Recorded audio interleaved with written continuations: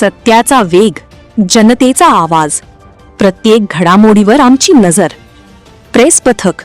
अवैध सावकारीवर सहकार विभागाची धडक कारवाई, तिघांविरुद्ध गुन्हा दाखल. शिरपूर शहरात विनापरवाना सावकारी व्यवसाय करून नागरिकांची आर्थिक पिळवणूक करणाऱ्यांविरोधात सहकार विभागाने मोठी कारवाई केली आहे. या प्रकरणात तिघांविरुद्ध शहर पोलीस ठाण्यात महाराष्ट्र सावकारी नियमन अधिनियम 2014 अंतर्गत गुन्हा दाखल करण्यात आला असून या कारवाईमुळे शहरात मोठी खळबळ उडाली आहे. या प्रकरणी सहाय्यक निबंधक राजेंद्र विरकर यांनी सरकारतर्फे अधिकृत फिर्याद दाखल केली आहे.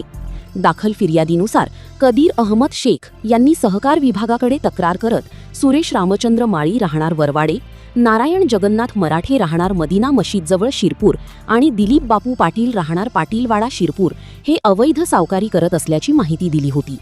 तक्रारीची गंभीर दखल घेत सहकार विभागाने पोलीस बंदोबस्तात तिन्ही संशयितांच्या घरांवर झडती मोहीम राबवली.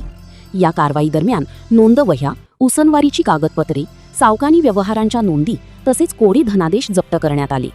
सुरेश माळी यांच्या घरातून तब्बल 11 दस्तऐवज आणि तक्रारदाराच्या नावाचे 6 कोरे धनादेश मिळून आले. नारायण मराठे यांच्या घरातून सावकारी व्यवहारांच्या नोंदी, सौदा पावत्या आणि इतर महत्त्वाची कागदपत्रे जप्त करण्यात आली. तर दिलीप पाटील यांच्या घरातून थेट कागदपत्रे सापडली नसली तरी इतर जप्त दस्तऐवजांमधून त्यांचा सहभाग समोर आल्याचे तपासात स्पष्ट झाले आहे. चौकशी तिन्ही संशयितांकडे सावकारी व्यवसायासाठी आवश्यक असलेला कोणताही वैध परवाना नसल्याचे उघड झाले.